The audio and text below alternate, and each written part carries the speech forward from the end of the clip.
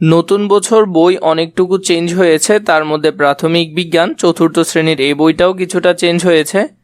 তার ধারাবাহিকতায় আমরা বইটি সম্পর্কে আজকে দেখব। বইয়ের সূচিপত্রে কি কি নতুন করে এসেছে সেগুলো নিয়েও আজকে আমরা দেখব।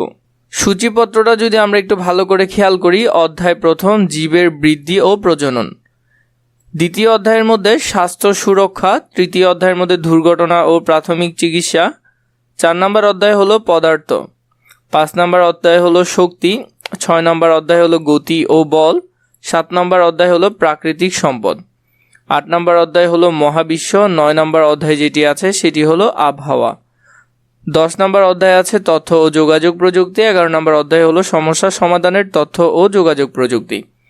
এই অধ্যায়গুলো তোমাদের প্রায় 151 পৃষ্ঠা পর্যন্ত এই বইটি হয়েছে।